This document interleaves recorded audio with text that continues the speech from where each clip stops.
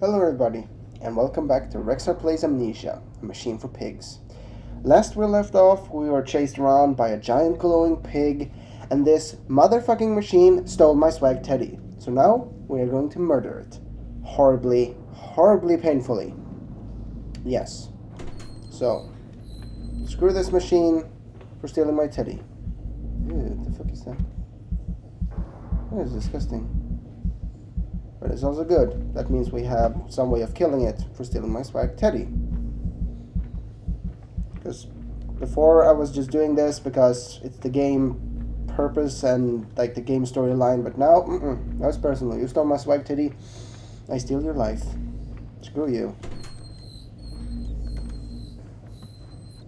Right, so I guess we're doing stairway somewhere maybe? Ah. Close enough.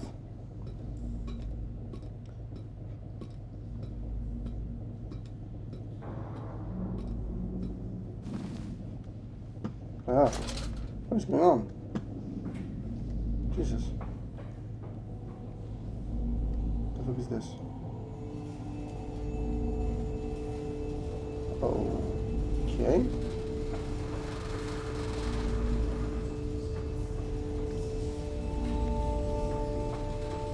That sounds very nice.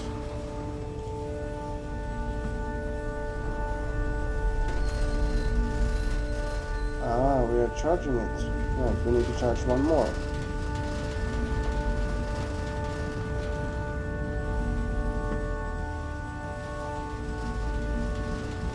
I have you now, creature. I will destroy you. Stop him! Kill him! It is over. It is time to end this madness. Yeah, you stole my swag teddy. It is over. It is very fucking over. If I could just find wherever I came from, that would be lovely. Ah.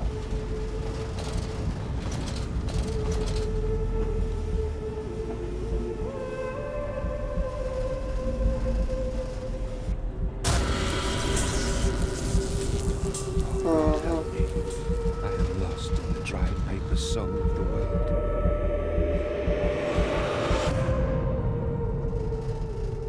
Enoch, Edwin, Oswald, and I. Who the fuck is Oswald? Also, there's no text here. This is Enoch, Edwin, Oswald, and I. That's all. Okay. So, is this the part where he dies horribly and like screams of suffering, so that I can sit there and go, ha ha ha, you stole my swag today, I stole your life, and that, yeah. Okay. Bright white screen. Ah, here we go. Listen to your heart. You know you are with me. You created me to save the world. I am your friend. And then you stole my swag teddy. You should not have done that. Oh god, who are you? Are you? Yes, you're very naked. Who the fuck are you? Oh, you look very happy. Big screaming smile on your face. Oh god, your eye sockets are full of cables inside your mouth and I can't jump. Then you got like a pump on your penis. Okay, that's kind of weird, but sure.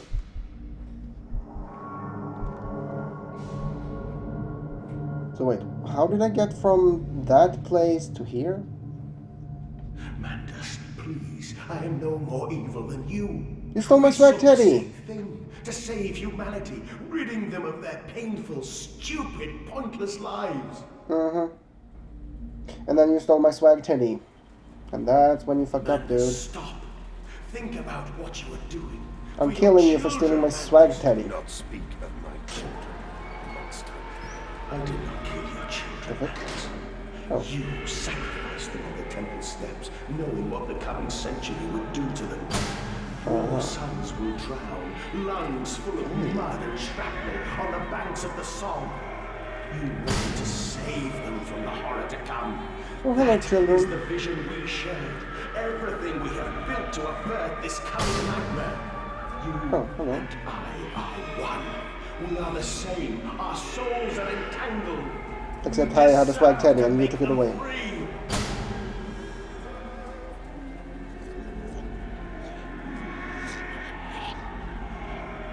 Who's gurgling? Is that you? Oh, hello. Oh, it's a pig with the, like, the children. Hmm, that's cool.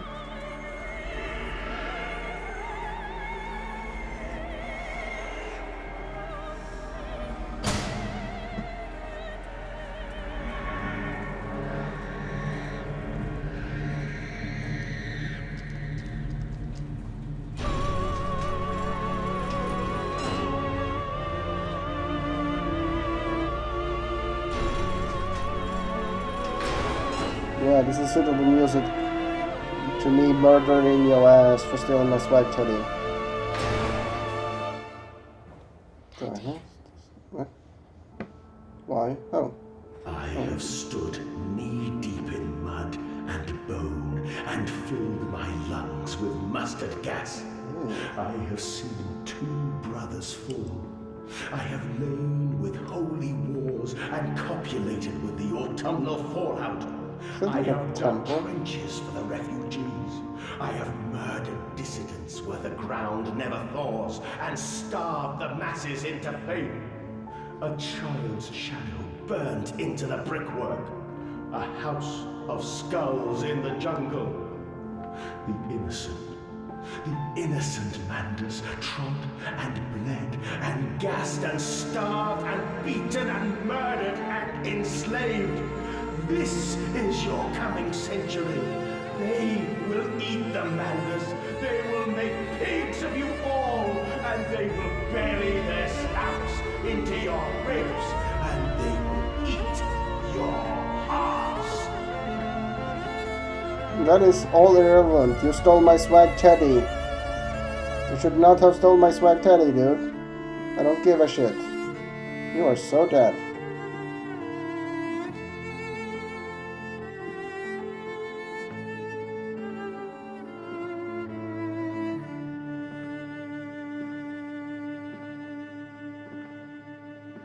It's kind of cool. It seems that he had like a vision of like the World War II and decided to kill his children rather than let them live through the World War II.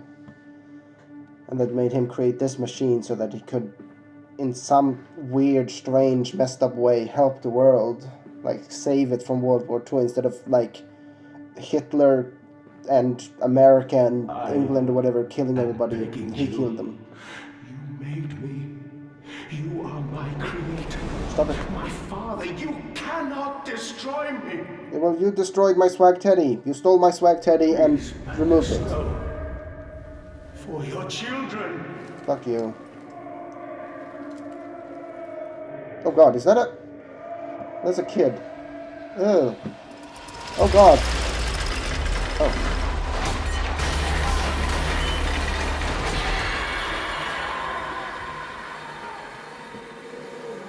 Why are there like my children on this chair? The fuck?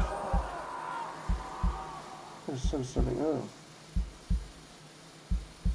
Oh, that looks unpleasant. Oh, this is not gonna be good.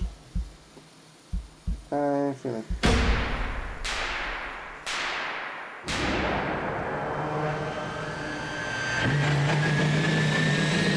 Oh god. Oh! Oh, that was nice. Right. So I killed myself. Oh. Can't move my mouse.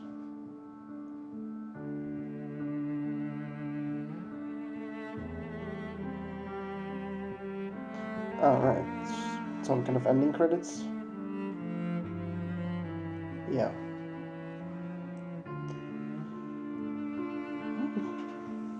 It was kind of cool. So rather than let the world be destroyed by World War II, he, in his own fucked up way, I lay wanted to there save it. and watched the god I had created die. At the end, when we were cold as the stone we had hewn his body from, when the lights were nearly all extinguished, we heard, in the silent distance, the man-pigs singing to one another. Then, As the last lights were gone, and we lay together in the deep, they drifted away, and all was silent. Such a silence I have never known. And as the dust settled on my open eyes, and we lay together embraced forever, I heard, miles above us, the sounds of the city turning over in its sleep. A church bell ringing out. And in that moment, the new century was born. Right, this is in December. This occurred in December. So, New Year's? From the 19th to 20th century.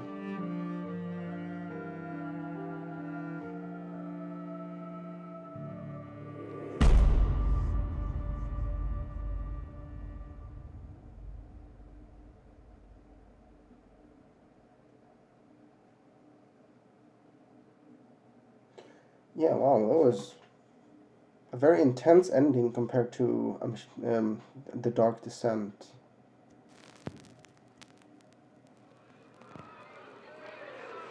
Oh, it was made by Chinese Room and published by Frictional Games. Right.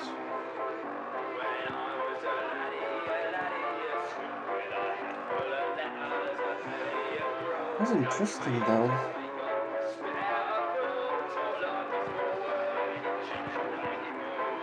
Well, there are people that says that this game isn't as scary as The Dark Descent because we have unlimited lantern and there's not as much, I don't know, horror moments in this game, but I think they're wrong. I mean, this game had much more like atmosphere than The Dark Descent. Also, it's really distracting trying to talk while someone is singing in the background, so that's why I'm very silent and yeah. But that's kind of cool.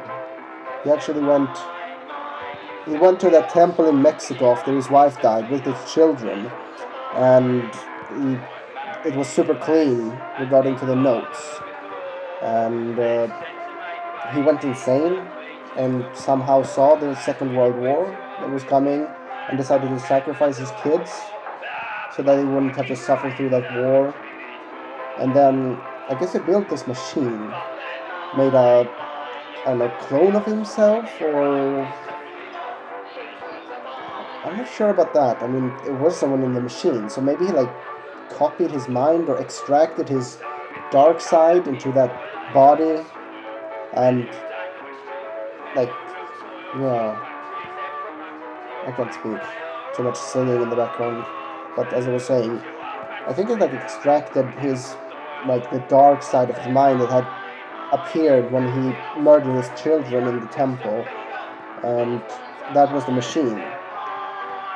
And the idea was to cleanse the world, or something along those lines.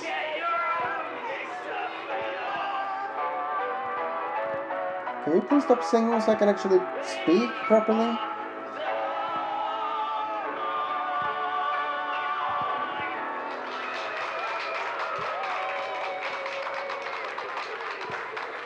The party that leans upon the workers but serves the bourgeois in the period of the greatest sharpening of the class struggle, but cannot but sense the smells wafted from the waiting grave. Wafted from the waiting grave. Okay. But yeah, it's kind of interesting storyline. So I think it begins with him. But then why did he wake up in the bed? I think he went to Mexico. He had some kind of religious, crazy spiritual experience where he saw the Second World War and knew that, oh yeah, there's gonna be a giant war and lots of people are gonna die. And as a result of that, he murdered his children at the temple because the temple was clean and he wanted his children to be clean or something like that. And then he came back and was super disturbed and buried the children underneath the dodododododododom, whatever that plant was called. And then he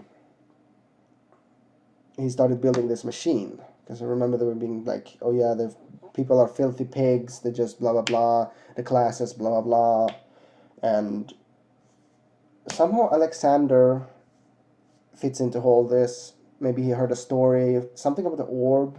He wanted like perfection. He don't wanted to stop the war. So in a sense, he wanted to do good, in a very sick and twisted and disturbed way. So he created this machine to create pigs, which explains the name of the game, a machine for pigs. A machine that creates pigs, turns humans into pigs. And the pigs are much docile and obedient and doesn't create wars and that kind of stuff. And he wanted to take over the world, or turn everybody into pigmen, I think. And the machine was his dark side that had been created. And I guess he like extracted his dark side into the body, not thinking ahead. And then when he was free of that dark side, he was like, oh shit, what the fuck am I doing? So he tried to shut down the machine and go back to his home and like forget about all of that. But then the machine woke up and was like, yeah, your children, remember them?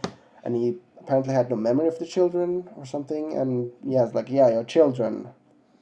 Yeah, I guess he was like slightly mentally damaged from transferring his mind into the machine, so he forgot about his children having killed them, and the machine took advantage of that, was like, oh yeah, your children is here, they need help, come back, restore me to functionality so I can destroy the world. I mean, rescue your children. And you proceed in doing that, and then he wakes up and he's like, ha ha ha, now I'm back, and I'm evil, and blah ha ha, I'm gonna take over the world. And then you go, oh shit, and you destroy him again, and now he begs for his life, and yeah.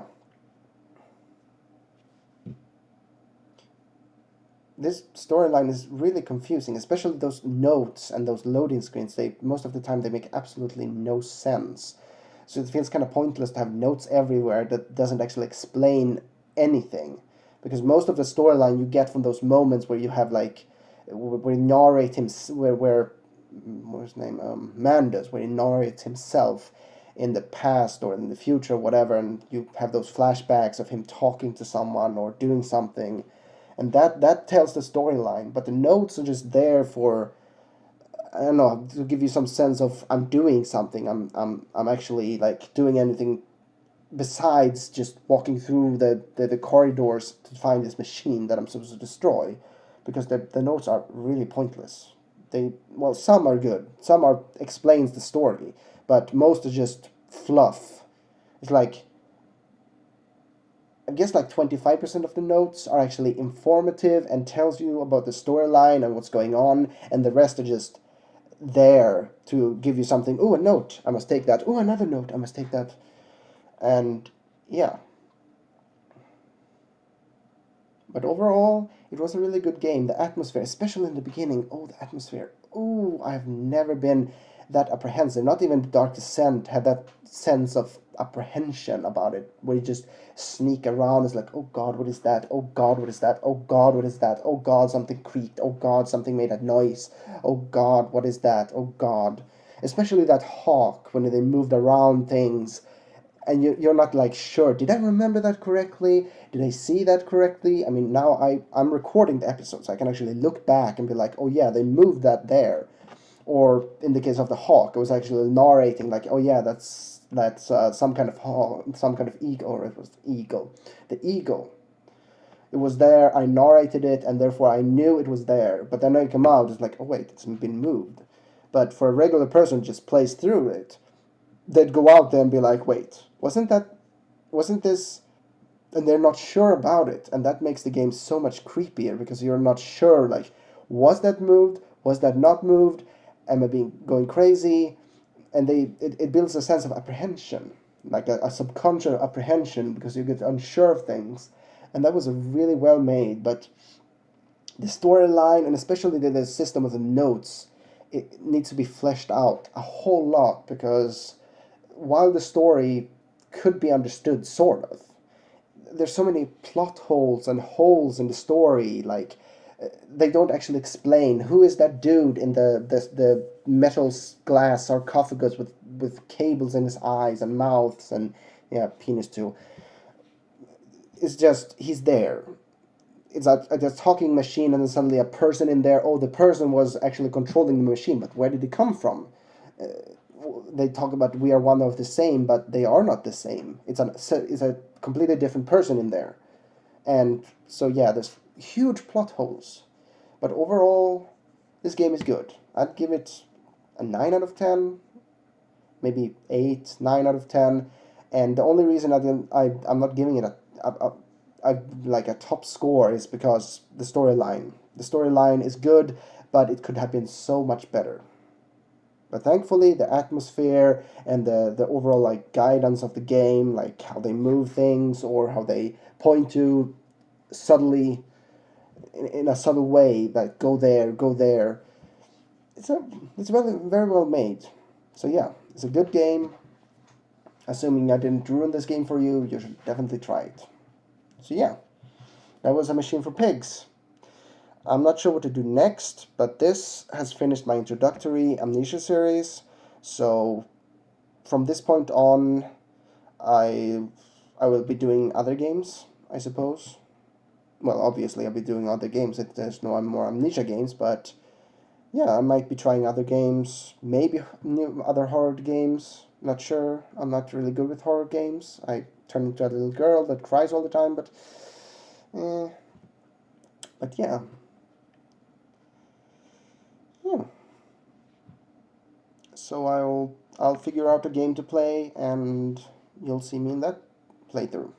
So yeah, thank you so much for watching and for following me through this entire series, despite me being part idiot and part little girl. And yeah, please like, comment, subscribe. It helps people find my channel, and it gives me much more incentive to actually make these videos and put them out so you have something to watch. So yeah, thank you for watching, and thank you for sticking through this entire series. I will see you in the next game I play. So until then, I shall see ya.